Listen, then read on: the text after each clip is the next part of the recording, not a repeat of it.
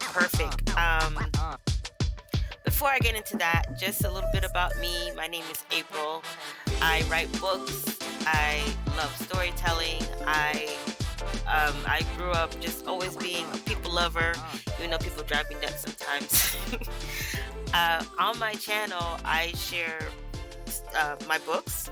I share interviews, and I also look into cases such as this with Shanquella Robinson and other cases that where justice is being delayed, whether it's domestic abuse, just things that are unfair. I am most interested in those cases and praying for justice for the families and the loved ones and the victims.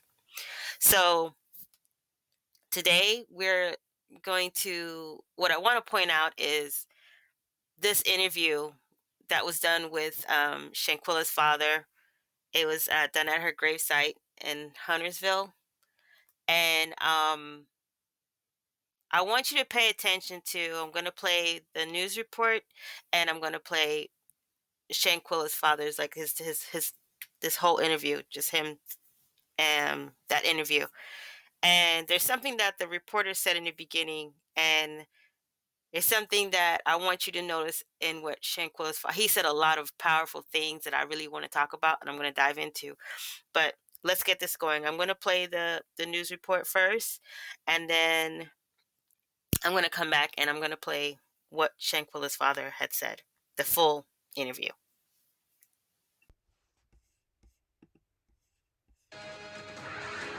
Breaking right now at 4, the father of a Charlotte woman found dead in Mexico, now reacting to the news. Federal officials won't be pursuing charges in what her family is calling a surefire murder. Good afternoon. I'm Brian Blakely. And I'm Annie Satowski. The case of Shanquella Robinson has garnered national attention as her true cause of death still remains a mystery. Queen City News reporter Daniel Pierce is live in Huntersville, where, Daniel, we just heard from Shanquella's father. Yeah, and Daniel, we've heard a lot from other family members, but this is one of the only times that the father has ever publicly spoken about this case. What did he have to say?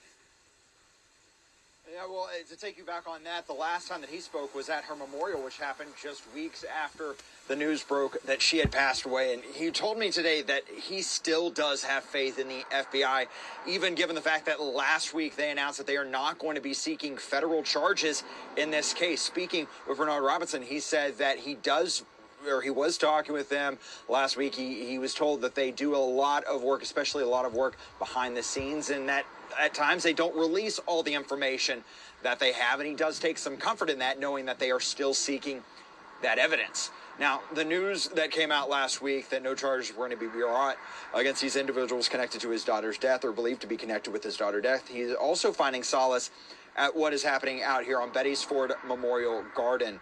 This right here is where Shanquella Robinson is buried. That 25-year-old, his daughter, has been resting here for the past 20 weeks. She's laid here with no headstone in that time frame. Bernard said that after weeks of delayed, her headstone finally came in, and he was just able to put it in the ground. Now, he is encouraging everyone who has been touched by Shanquella's story and her family's fight to simply come out here, see it, reflect on it. If you are feeling discouraged, use this as a symbol of hope that there will be justice in this case. Now, off the news of what was released last week, I did speak with her father and asked him if he has received that hard copy in his hand of the autopsy report of his daughters. He said that that is something that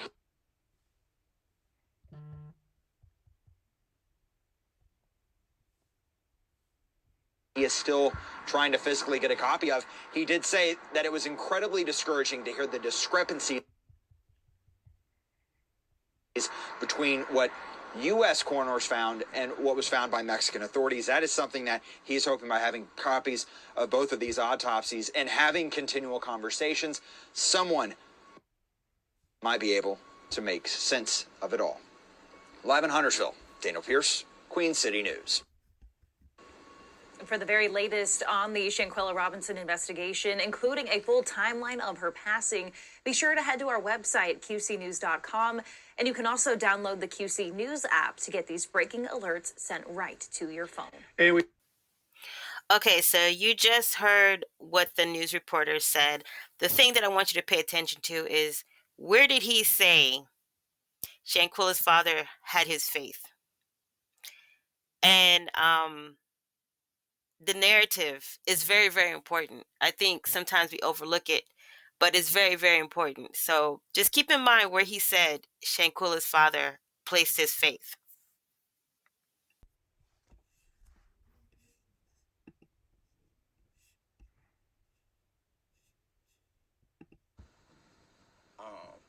I can come, me and my mother, my family. I can come up here and talk to her. I know where she at. Cause at first, I didn't know where I didn't even know she was over there. I talked to her that Wednesday before she passed, transitioned over. I get a phone call from my mother saying that she transitioned over in Mexico. Then I get a phone call. The only thing I know, she talked to Cleo Cook, supposed to be her best friend, 2 times on the phone. I ain't know nothing about that. You know, I just felt as a father that the way I love her, the way I raised her, that I should have had an opportunity to give her that father advice or my opinion about going over there. In which I didn't. And I know for a fact, from the bottom of my heart, we all might not even be standing out here if I had that opportunity to speak to her, even though she's 25 years old. She grown, but still at the same time, I'm her protector until she get a husband. When she get a husband, then he become a protector. But as this father standing right here, I feel like I should have been her protector, and I was denied that. What would you have said? I would have asked her who she going with. How well do you know these folks? Then I would have came back and said, well, who their parents are. Well, before you go, let me meet these parents. Let me meet these folks. You know, I always been like that ever since she started beginning having a lot of friends. You know, as a father, you know, not trying to be in her business. It's just the point of making sure she okay and the folks that are around her, who she keeping company with. Because everybody can say you your friend, but they're really not. It all depends on what you got and how you carry yourself. And she carried herself very well, because that's how I taught her, you know. The respect, morals. Had you met these friends? No, I never met her. Didn't know nothing about her. You know, only thing I know, her mother said they went to school with her, and she's gonna tell me, you know, told me, well, you don't know them. So I said, do you know them? She said, I know of them, but I'm seeing in the interview, you know, you told your lawyer, Sue Robinson, that you just know one of them. That was Cleo Cook. So that tells me right there, we both was in the blind as a mother and a father. We both in the blind. We both didn't even know these folks, you know. So. Can we start last week, or about more than a week ago? I'm sure you heard the information, got the information that there would be no prosecution by the United States Attorney's Office.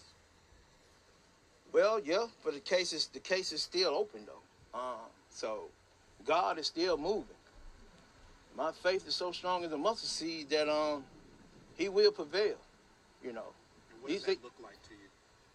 Patient, like I always been. Just like y'all standing out here, I was patient while y'all set up and everything. I always been patient. But I mean, what does that look like as far as, you said you're still hopeful for what? Justice will be served. Justice will be served. It's gonna be served. It's gonna be served. And so what does that justice look like? This just gonna look like they're gonna get what they deserve to get to them. You just don't take a life. They brutally beat her. She didn't agree to fight whatsoever. She did not agree. That's not her. You know, she did not agree to fight. You know, she was going over there, enjoy somebody's birthday, one of the she graduated with. That's what she thought she was going to do, and then enjoy it, take photos, put them on her phone, come back and enjoy it, and, talk about it to her other friends, you know.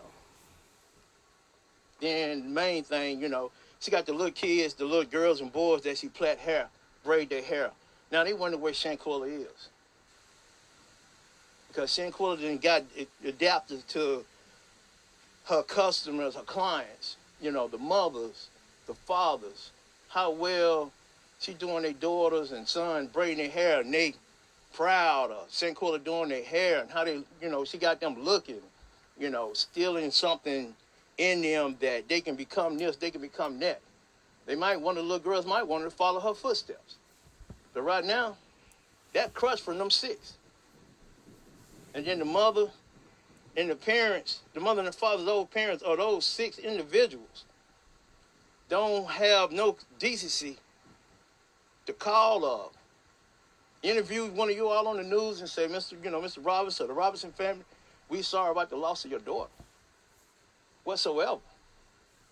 Their life is still moving around, walking around here like they enjoy life. But this father right here struggling each and every day, I cry. Every day. It's a struggle for me. Struggle. Have you had any contact with those 6 or their families at all since? No, not whatsoever. So you attempted to, or wanted to reach out, wanted their wife? Now, ain't no need of me reaching out. I'll let God do what he got to do. But I tell you this, they're not going to get away. They're not going to get away. What is your message to them if they are watching? My message to them, why can't y'all just go ahead and tell the truth? Why y'all up and left her like that? Because if you would have stayed, this father right here would have made sure y'all got back to the United States whatsoever. Any of her friends that she grew up with, they would tell you that her dad took care of them when they was with Shanquella just like they was mine from day one. And I'm still the same father that I raised her, that I am is today, and she gone, Mr. Robinson, there is a discrepancy, well, I guess discrepancy is the best word, between Mexican authorities saying, this was what they call femicide, and they have a warrant for one of the people that was on that trip with Shanquella. However, the United States attorney is disputing the autopsy that they did on Shanquella. Does that concern you? I'm frustrated about it. To the utmost, I'm frustrated. I just can't understand why, the autopsy that I got back saying that her neck and spinal cord was broke, because when I talked to the young lady, Miss Elizabeth, who over there, I asked her before she even sent her body back to me, I asked her, I said, Miss Elizabeth, how my daughter died? She said, Mr. Robinson, your daughter's neck and spinal cord was broke. I said, you kidding? I just started crying. Because they're saying that the Mecklenburg County medical examiner is saying that they didn't even make visual confirmation of that. Well, I can't understand that. I don't know who the medical examiner who did an autopsy on her body, but I would like to know how many years experience that he have in doing an autopsy on her body, or, where did he get his degree from? Because obviously it's frustrating. Yeah, it's very frustrating. Very frustrating, because this lady Elizabeth, that's what she do. When people die over in Mexico, she get the body, do the paperwork and everything. And when's the last time you had communication? Like, how often is the communication with the authorities down in Mexico? Not so often. She'll send me a text message, how I'm doing and everything, but the case, everybody still is pulling for Shanquella justice down there in Mexico, Cabo. I mean, the Contier is saying that Shanquella didn't fit well in. My main objective is this: if nothing didn't happen, why they just up and left? You came that Friday. You supposed to stay about a couple of days, but you're gonna just up and leave that next day and get back on the plane and come back over here like it wasn't nothing. You're gonna just leave her over there? That don't even sound right. Friends just don't do that. Friends don't do that. Is the plan still to rally in D.C. in May? What I'm hearing from the information that I get from the news and people texting me. So they keep me out of it. Can So I they don't tell me, can I get you to talk? You mentioned the GoFundMe page a little bit earlier when we first started out talking. yes. Do you want to? It sounded like you don't really have. You said you don't want to be involved with the GoFundMe page. I never did want to be involved in the GoFundMe from day one because there wasn't nobody arrested. I just want justice. Now the GoFundMe page is, it's sitting there. I mean, I guess they're using for the best ability of my daughter case, our daughter case, but still at the same time, this father right here, I'm gonna let God do the work because it's gonna get done. God said you trust in Him, He ain't gonna fail you and He ain't gonna forsake you. And so that's how I'm gonna stand, y'all. I'm gonna continue to stand. I'm gonna continue to stand on my faith. I'm gonna continue to stand on my faith from day one since she left me. You know.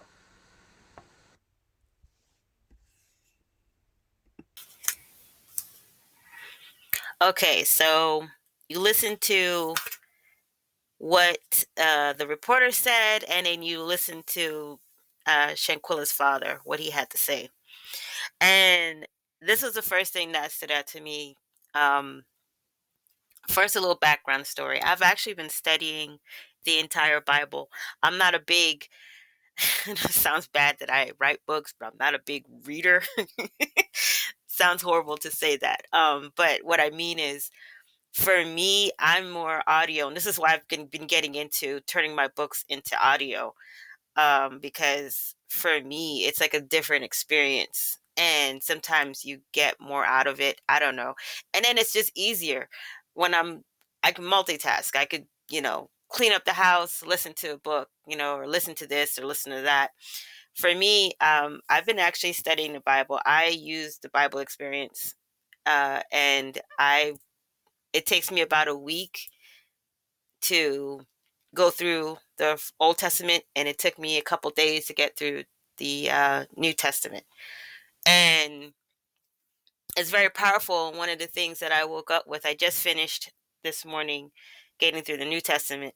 And what stood out for me overall is how important faith is. And it's just funny, like I happen to just, going through my things, I said my prayers, turn on I'm a big YouTube. I'm a big YouTube fan. I watch a lot of YouTube, and that was one of the first things that popped up, uh, you know, on my thing, and I was like, wow, I've actually been very interested in what her father had to say because you hear from the mother, you're hearing from the sister, you're hearing from the attorneys, but you're not hearing anything from the father, and I was very interested into like what does the dad have to say. And for me, it could be personal because I didn't have my dad growing up in my life. My dad, was a truck driver, and him and my mom weren't together. So they split when I was very, very young. So I didn't grow up with my dad. And so for me, it was okay for me until I hit a certain age where I noticed his absence. And from that point on, it was hard for me. But before that age, I was a very strange child. And for me, and I don't know, maybe my mom or my grandmother had told me, well, your father is God, because my father wasn't there. He wasn't steadily in the picture. And my grandmother, my mom came from a two-parent home. So they tell me, oh, well, God is a father. He's everyone's father. So God is your father. So I must have taken that literal as a child. And it brought me so much comfort that I did not notice an absence until I got older. And I saw other kids with their father, with their dad, and I started to notice a difference between my family and their family. So that's when it started for me. So for me, I was very interested in what her father had to say. We weren't hearing a whole lot. Well, the first thing that stood out to me was the news reporter says that Shanquella's father has faith in the FBI. And I was like, hold up, when did he say he had faith in the FBI? I did not hear that because at first I had listened. The first thing I listened to was his interview, and then during my research I went back and I found the news report, and I was like, "There's no way that he said he had faith in the FBI." So I said, "Okay, well, before I start, flipping off, I'm gonna go back and listen to his interview." And I found the whole entire interview, and yeah, at no point did he say he had faith in the FBI. If you really listen to what he's saying, he don't trust them. He doesn't trust their report. He's looking at this, what are the credentials of the coroner for the U.S. So he's which is logical to me. That makes sense. And the first thing he said in there that really got me, the talking about Bernard, is that he said in the beginning, he said, I know where she's at. And he said that he didn't even know about this trip to Mexico until he spoke to her the day before she passed away. Or is it the day before she passed away? He spoke to her on a Wednesday, he said, like that. So he spoke to her before she passed away, and he said, like, he didn't know. He's a type of father that he'd want to know who's these friends she's going with. You know, he'd want to know who she's going with. What's going on. The typical things a father does. Like he said, I'm her protector. I'm supposed to protect her until she gets a husband, and then it's her husband's job to protect her. And I know some people will feel, oh, we live in a very toxic world. And in this toxic world, we have really destroyed, especially for black men, fatherhood. They want to paint black men as these horrible fathers, and they're not. Now, with everyone from all different backgrounds, just because you're white doesn't mean you're automatically a great dad. It doesn't mean that you're automatically a bad dad. It just you're everybody, there's good and bad in each and every one of us and each and every ethnicity. So this whole thing about painting fathers as black fathers as bad, where do you think that comes from? That's racism, because it's not true. And yeah, my dad wasn't in the picture, so I could say, oh well, it's true, my dad wasn't there, but I'm not basing it on that. I'm looking at overall. I'm looking at what I've seen, because I grew up believing that also, because of what I went through, because of what I experienced with my dad not being in the picture. For a long time, I had a very negative view on on men when it comes to fatherhood. Period.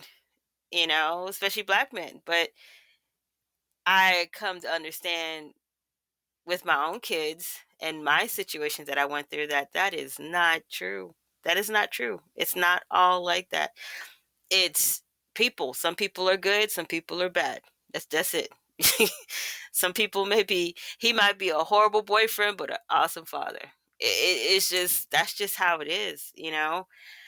So he says that had he been able to, had he been able to have act more access and be more of a father, um that he believes that this wouldn't have happened, because he would have asked a lot of questions. He would have had access to I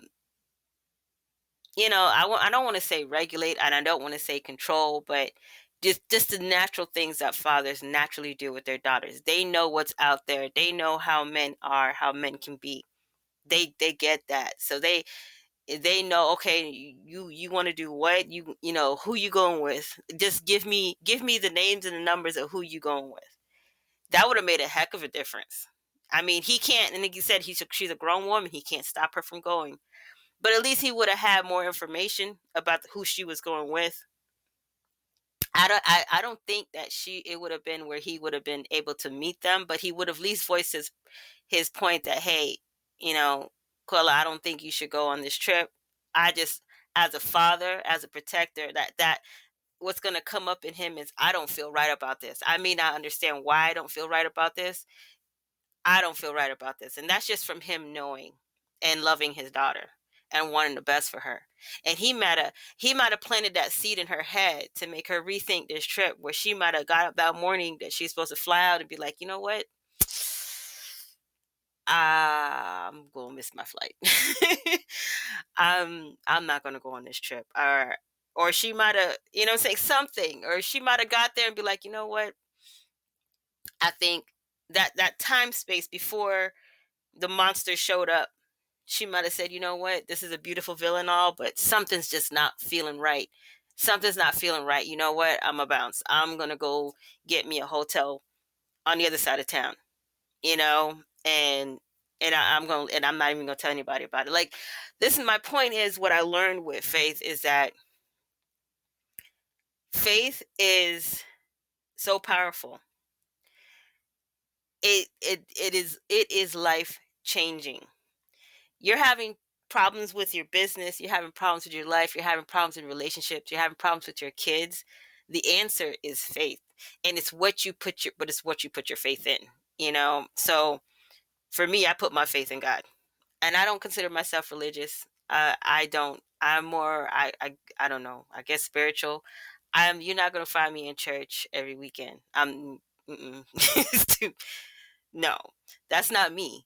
But what you will find me is, you will find me studying the Bible every day. You will find me praying every day. You will find me, pouring my heart out to God. That's where I get energized. That's where I get excited, because that is so much more meaningful to me than sitting down once a week in a church and going through doing the church dance motions, and then going home, and then you just do whatever the heck you want to do. You don't even think about God for the rest of the week. That's just not me.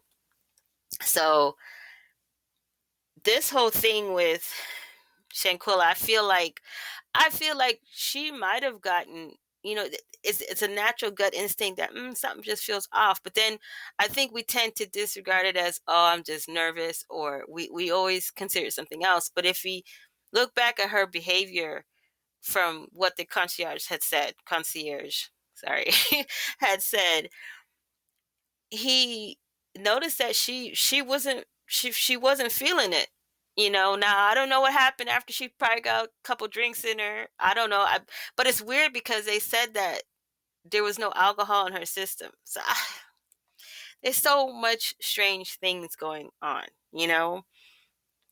But I feel like at some point she had to have gotten some kind of feeling. And I feel like if her father had known about her trip, if her father had had known more about what was going on, if it would seem like it got normal to not tell dad, oh, well, your daughter's going here, your daughter's going there, even though that she's 25. It became normal for him to really not be in the inner circle, which is, we got to stop doing. We have to stop doing that. He's there. It's not like he's somewhere else. He's there. They just cut him out of the inner circle. So the mom knew where she was going, but she didn't. And like the father said, that he says they both he said both of us didn't know her friends.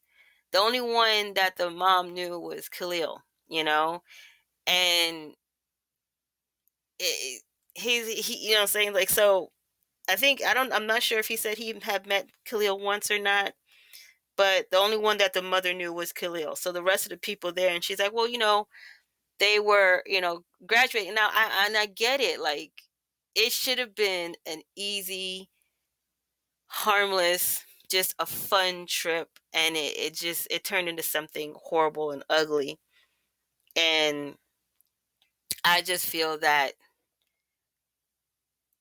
like I always talk about, and I demonstrate this in my books. I try to, at least, the dynamics between a man and a woman. So, like, for example, like a mother and a father walking into a building, or a man and woman walking into a building, we look for dangers differently. Men look for physical dangers. Us women, we look for the unseen dangers. it's natural. We just naturally do this. So, that's where when you bring these two things together, we make a powerful team. And that's the beauty of it. And I'm not just talking with relationships, even with business, having a male and a female running a business together. It's huge. But that's only if those two people really understand their gifts. It's not to compete against each other, it's to work together. It interlocks perfectly together. And when those two interlock together, it's just nothing that can stop you. Nothing. It's a beautiful thing. Well, God can stop you, but that's a different story. So my thing is, he feels that had he have known what was going on with his daughter, he would have spoke to her. And I can see where your dad coming to you and saying, look, just imagine your dad coming to you. If you just imagine a situation, I'm talking to the women, if you imagine a situation where you ended up in a bad way, but nobody knew about it because you put yourself there. But what would have been the difference had you had told your father or a father figure? Because it doesn't always have to be your actually blood father. It could be a father figure. And had you told them, what would have been the difference? What would they have said to you? He might have told her, like, look, I don't know what this trip's about. I know you already paid your money for it, but money's replaceable. You're not. I don't feel right about this. I don't think you should go. I don't really know these people too well. Something is just bothering me about it. You know, just, don't go, or let me come with you, or, something. And I know nobody wants to take their dad on a fun trip, but you know what I'm saying? Like, I feel like the fact that he raised concern about it would have been enough. It would have fed her enough to say, let me think on this more. Or just the fact of her pausing for a minute and thinking on her more, that gives heaven the opportunity to intercede. Because now that, okay, she's starting to rethink this. God does not mess with our free will. He does not mess with our free will. But if you start to have second guesses and that other things can pop up to make you like, you know what? For example, I overslept and missed my flight. Sometimes that's a sign. Sometimes that's a sign.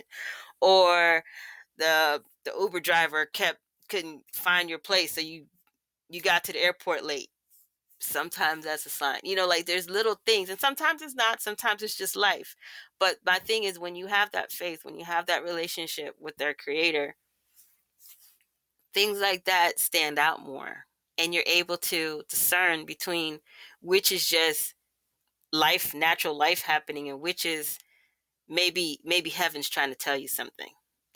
Maybe heaven's trying to you know open your eyes to see what's really going on. So, unfortunately, she, you know, I hate to say it, like, it's could this have been avoidable? Maybe, but I mean, because she did nothing. At the end of the day, she did nothing wrong. She was going on this trip to have fun, and with people that for one, she trusted Khalil. You can't, and then the other people, like, I can't say that if I'm putting myself in her position, in her shoes, I can't say that I would not have had the same thought process as her.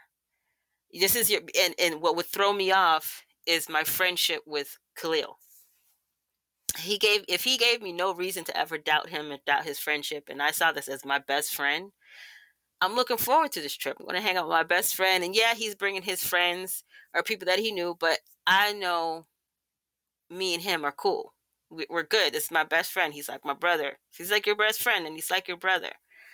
So it's just, now if my father had came to me and said, "Hey, I don't know about this. I'm kind of feeling, give me the names and numbers of everybody you're traveling with." I can see myself, okay, Dad, here, this is, this are the people I'm traveling with. This is the hotel we're going to be at. And you know what? When I got to the hotel, I'm calling my dad because I know that he's concerned. He's specifically concerned about this. I'm calling my dad to let him know I got here safe. This is what's going on. I'm not saying she didn't do that, but I'm just saying, like, I'm making sure I'm calling my dad, you know? And if I have any kind of weird feelings, I'm going to voice it to my dad because he's already brought up, and he probably would have said, I'm on my way, or get your butt back to that airport and bounce. Go find you another hotel. I'll help you find a hotel. She would have had that person there that was thinking in that way. And you know what? I'd rather look like an idiot than not, be here. So anything is avoidable. But in the world that we live in, an environment that we're in, they have clouded our judgment. They have clouded, they have twisted our minds so much. Like, to be honest, we don't know our head from our ass most days. Let's just be honest. This is where discernment comes in, having faith comes in, putting your faith in the right, things, the right entity makes, it's important. So this case really, really, really shook me up from day one because I think in a lot of ways I could see just about any female falling into this trap. I really can, unfortunately. And what hurts me is she was such a good person. Look what her father said. These little kids are looking for her. Can't understand why she's not there to do their hair. She was doing a good thing. She was doing a really good thing. Something that our community needs. And they robbed us of her and her gifts to our community and to this world. Not just our community, not just the Black community, not just the Black and brown community, but this whole world. We've been robbed of Shanquella. We've been robbed of the gifts. We've been robbed of the lessons that she was going to teach. Well, I mean, we can't say we didn't learn from this, but we've been robbed of what she had to offer. Just imagine had she been able to continue doing the hair of these children until they hit high school. You know how different their mentality would have been? They love their hair. They love their coils. They love their texture. They love how versatile their hair is. She would have instilled that in them where nobody can shake that. So that's where I'm going to end it. I'm really happy the father spoke out. I'm very happy about that. That really encouraged me. And I'm glad he said what he did. And, we have to be very careful of the narratives that we listen to. They're going to try to put words in our mouth. They're going to try to twist things around. You got to use critical thinking, and you really got to use discernment. So I hope that you enjoyed this video. I hope it wasn't too long for you. I want to thank you for tuning in and staying to the end. Please like, share, and subscribe for more.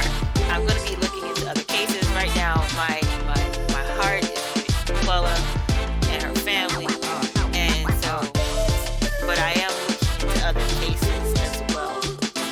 So I have interviews that I performed that I have not posted as yet. I know I'm terrible at it, but my station, my channel was in this whole transition, and I couldn't figure out which direction I wanted to go. So I stopped trying to control it and just go to what I have a passion about. And I have this case makes me very passionate because of just what's going on with it, as for many people. So stay tuned, and I will talk to you later. Bye-bye.